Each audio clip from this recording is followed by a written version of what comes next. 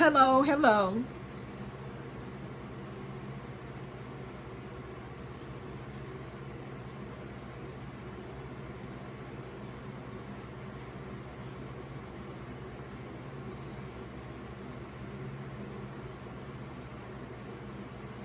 Hello. I'm so happy you found me and so happy I found you. I believe if you're here now with me on this video, I believe it's God's timing, God ordained. You were brought here for a reason. It may not be at the forefront of your mind now, but it's going to be a seed planted and waiting on fertile soil to bloom and to grow. As always, I say click on the subscribe button, share, thumbs up, thumbs down, whatever. Please, comments. Don't want this to be a monologue. Just don't want to be speaking out. I want to interact and have conversation with you. I am author of a book, When Will Eve Be Forgiven? Available on Amazon.com, that encompasses my philosophy and worldview of womanhood in these times, from time past and now, and trying to understand the relationship and development of relationships and who you are first. Okay, I've been talking about the red pill, the blue pill, and MGTOW. And now I think I'm going to move on to some more words, because the red pill movement, or men, have come up with a lot of words that fit into the scope of what they're doing. And so one of the words I looked at was snowflake. Now, we know snowflake means the millennials. Little delicate snow flurries that fall down, and they can get blown with the wind because they're so light and grounded, and they're fragile. If you touch them with your finger, they probably melt and they break and they disappear. They're so delicate, they can't stand anything. So those are the millennials, and I have 3 millennials, okay? And it is a big joke to them about stuff, but those people do care, and people are calling them soft, emasculated, femininity, and things like that. It's just a lot thrown out about people, and it's so shocking that people don't understand. Who are you that gets to say all of these things about people and define them? And it's never positive. When labels come up, it's to degrade people, to make them inferior, to say there's a problem with you, there's something wrong with you. And if we just, each of us, focus on ourselves and did some fixing, it'll be more pleasant. And the thing is, I did a post on Facebook one day that a lot of churchgoers go to church and they do that powerful affirmation. If I say it into the atmosphere, it's going to be, and I said, every Christian, say, how are you doing? And they say, I'm blessed. I'm blessed. And they're going to say it whether they're blessed or not, because they believe at any moment, anytime, their desire is going to come through, their blessing is going to come through. And we know people get blessing, but in the blesseds, the beatitudes in the Bible, the word blessed actually means happy. Happy are those who are meek, they would inherit. Happy are those who do this. So we see blessing and use it as another word that we're going to get something material or wish for and deeply desire. But the word blessed in the beatitudes, the blessed are, means happy.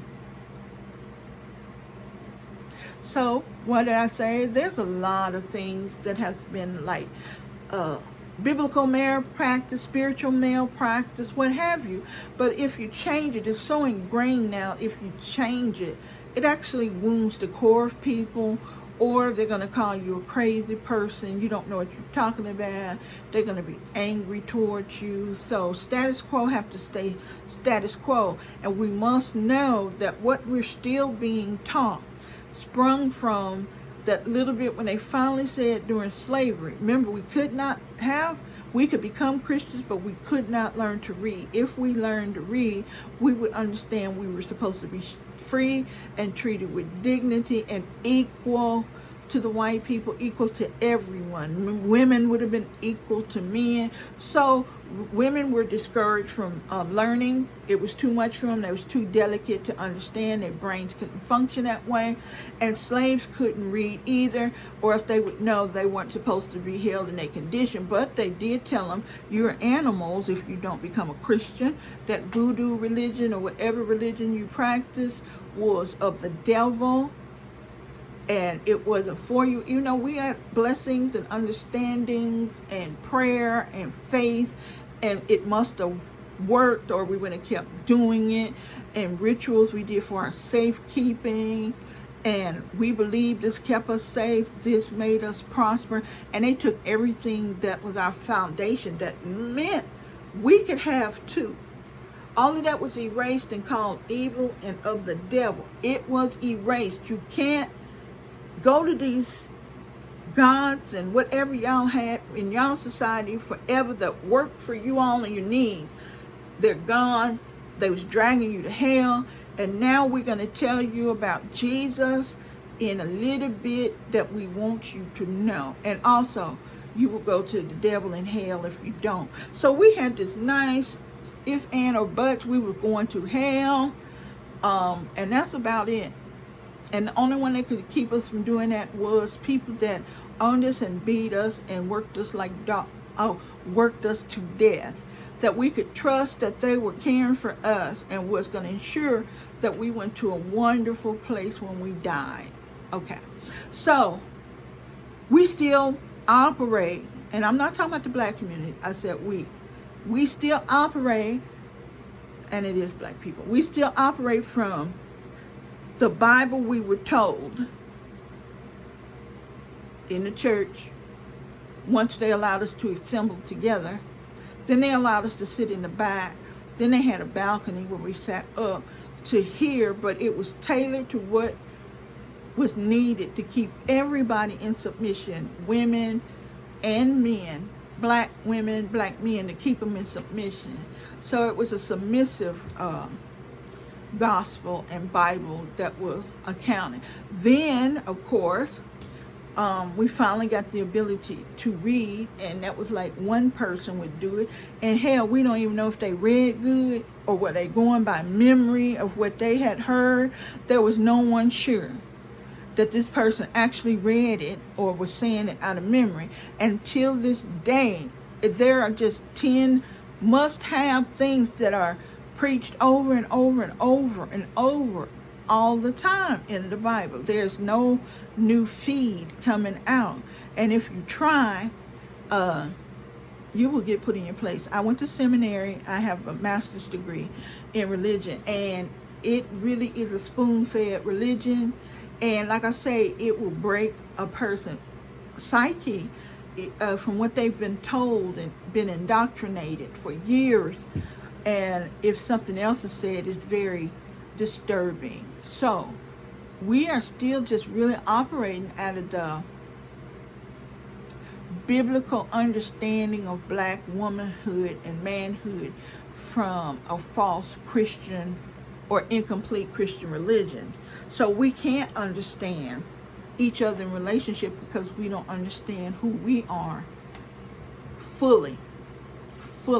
And people think when they say, oh, we're kings and queens from Africa, we have elevated and transformed ourselves. No, we haven't seen that interact in our life.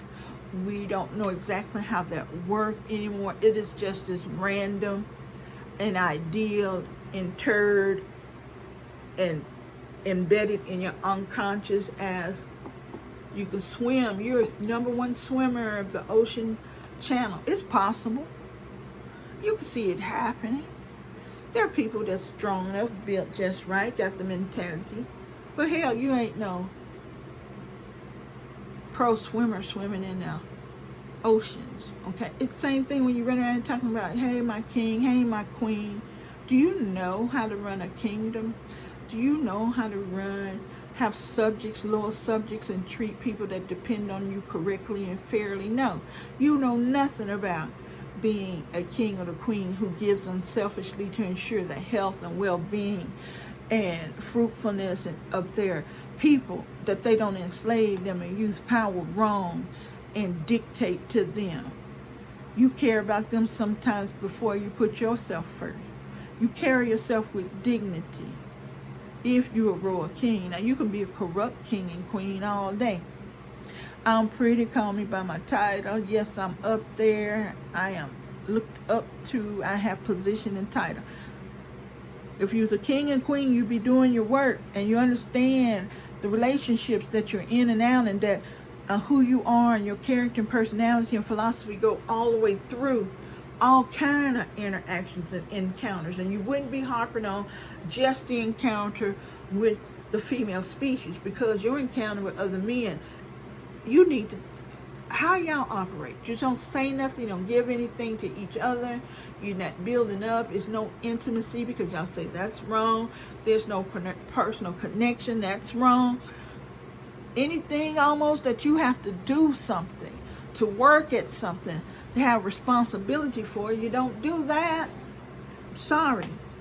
All right, so they say a snowflake is a woman who tries to persuade a man that she's unique, different, or special by playing up her good girl resume, downplaying her bad girl resume. Oh my God, if I meet you and I have to work to show you that I'm unique, I'm different, or special, I don't want you.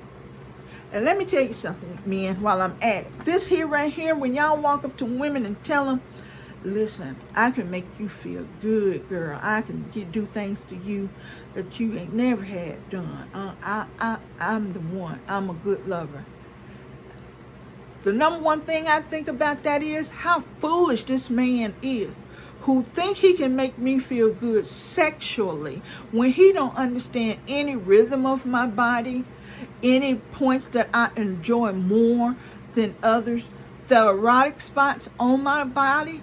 That, do he know where my G-spot is? Do he understand how long I actually am willing to have the encounter, that I may can go long and I may can't go long? He knows nothing about the functioning of me.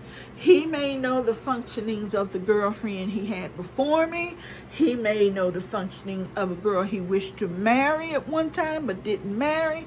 He may know the functioning of that woman that hooked him up and taught him all kind of moves and maneuvers and to do this and to blow in her ear, and if he tickled her feet or kissed her hand or her wrist. You know about them. Don't be coming up to me telling me you know me and what makes me sexually gratified, and you know not one place on my body that turns me on. You doing an expedition of exploring, and you're gonna hope, and that's the way it is. Partners in sex, you learn each other. You learn because it's a new slate. It's a blank page. It's a beginning, and you start out with the presumption of, this woman I never met before is different. This woman I never met before is special. This woman I never met before is unique, because it's true. You haven't experienced this package ever. She may have similarities to other people. You got similarities to other men. But she is unique and different because God said it. And so women, if a man is coming into your world and think that it is a play or some kind of farce, a manipulation, that you think you're unique and different, you don't need him. He will never treat you special. He will never treat you different from all the women in his past that are no longer with him. He will never see what the spark that made you special, that gift that God gave you, that each one of us have, and we may not be using it or may not have recognized it, but we are unique with our God-given talent and gift. So this little thing calling a woman a snowflake, shame. Name calling, bully. This is all this is. Donald Trump make names up every day for people he encountered, and they're never uplifting. So she's going through all this pretense to cover she's bad. So there you go. That's how highly you think of someone that could be your mate, your spouse, potential. You come in of her not even being valued in any kind of way. Let's go with, what's manosphere? It's a many loosely associated blogs focusing on masculinity and a personal philosophy for men. I think every character you acquire, it comes through experience, good experiences and bad experiences. In your life, man, you should experience some positive interactions, some positive reactions, some positive input into your life from being masculine. Then, as always, you probably run into some problems, some hurt to others, some misunderstanding, some shame or guilt to something you did while calling yourself being masculine. Things in life, just like they thought the world was flat, you go until you fall off and ta-da, that's the end. Y'all are looking at masculinity like that. I am masculine and I'm going to do these 4 things in life, and that's why I'm masculine. That's what's at your forefront. But the earth is round.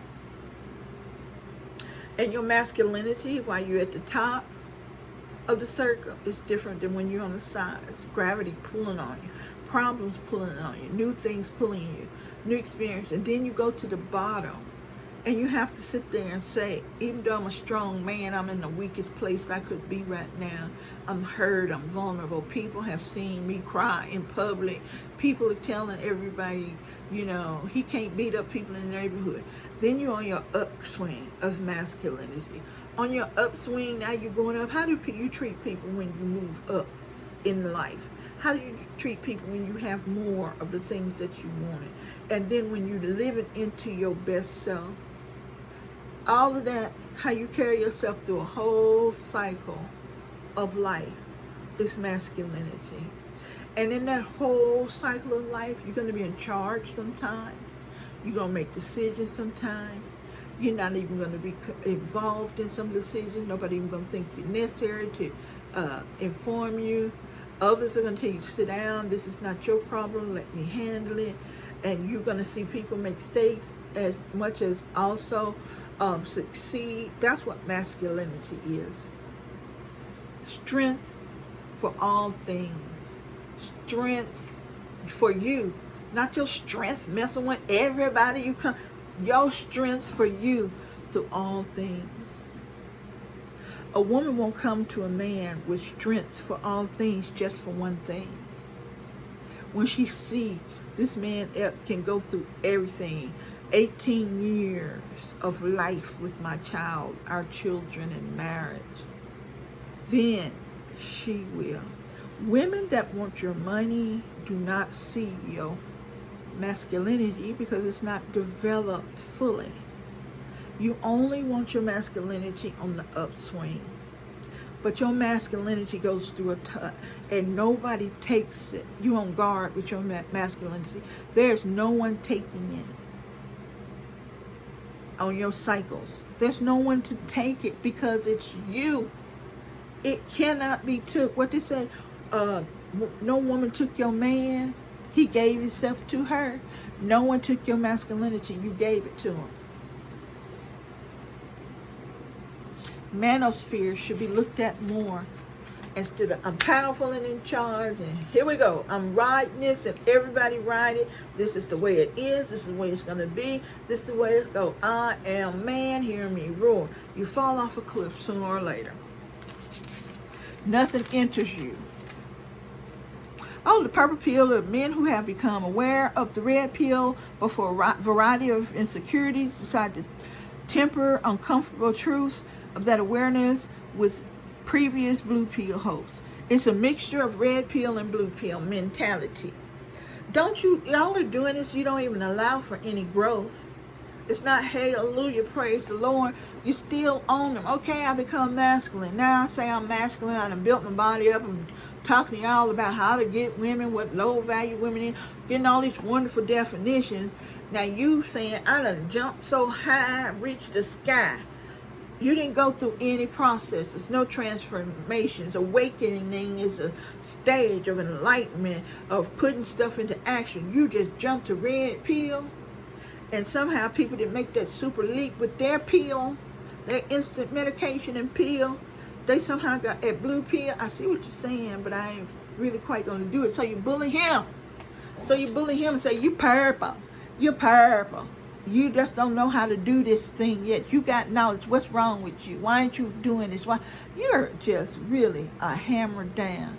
Praise the Lord that he's seeing things. Why can't he think and meditate on it and incorporate what he do understand as he need to, not as you dictate?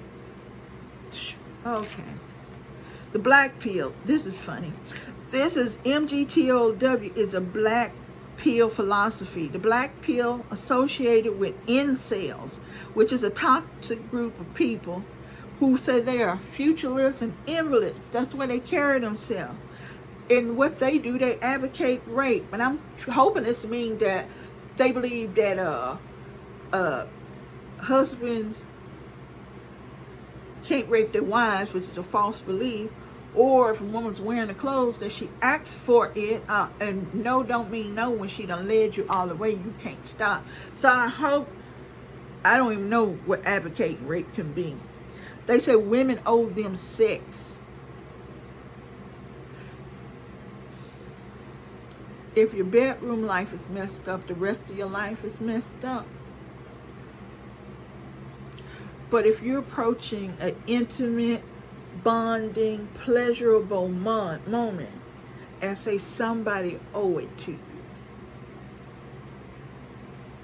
it's just like respect. It's earned.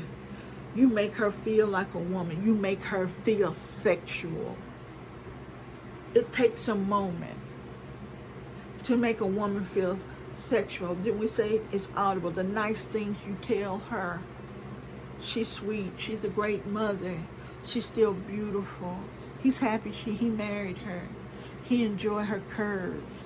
All of that without groping on her. Every day you should be saying that. It's her ear that make her desire sex. Why, it's just men. You have to balance that, and hopefully you get mature enough that you can, because this is such an immature stance that women owe them sex. What you owe her? Don't you owe her to leave her body alone when she say no? Don't you owe that to people to leave their body alone when they don't want you to? Okay, they have violent fantasies about hurting women. They idolize killers. They encourage suicide. They have a victim mentality. They are involuntary celibate. Nobody wants this mess. So yeah, you are involuntary. Change yourself. You have in your life what you have. Won't. Or you'll change your ass if you wanted something different. Okay, they gave up on the basic idea of anything getting better. And they said women hold all the power, control the world, call all the shots, make all the rules by manipulating men through sex. When you keep using that word all, you're disrespecting God's creation, because we all are different. So really, your environment, that's what I'm saying. Where are you living? What kind of dysfunctional environment or family you in? Community. Where are you that this happens to you? And where I'm living, these struggles right here are not even happening. There's no fight of the sexes going on. Okay, they say there are omega men, which are biologically predisposed to never find love or sex, and this can't be changed. Omega is the last, right? They're at the end. This is living in hopelessness. They have become hopelessness. And there are many people who hit bottom. This is what I say. People have to hit bottom before they change. These people are at the bottom. And this is a low point where they can go up. With help and support, they don't have to do that. They believe that personality doesn't matter to women when making choices. of which man to have sex with. Sex is a running thing, man. You got to understand, if you're so masculine and powerful in strength, you should be able to control your sexuality and your desires too. You just want masculinity when it is needed to control a woman or someone else, but you don't want masculinity that shows how you are in command of your life, yourself, without anything else. You keep talking about a woman do this, a woman do this. You are in control of your life. Get to it. Get busy. And they mad because they say looks are everything, personality is nothing. Shallow people, get out from under them. You want stuff that harms you. That's the problem. You are the cause of your own heartache. Okay, and then there's a simp. A simp is a man who foolishly overvalues and defers to a woman, put her on a pedestal. Each letter for the simp means a sucker, idealizing, mediocre pussy. A man willing to do anything to win over or please a woman. This means begging and groveling. Always doing the most for a female that doesn't like him. Where he's always running around. I do see these teenage boys. I see young teenage boys, and I'm so funny when my daughters were growing up. Here they come, where my hug? Where my hug? This is groping under pretense. They're getting to smash their body up against a girl in a sexual way that they're saying is not sexual.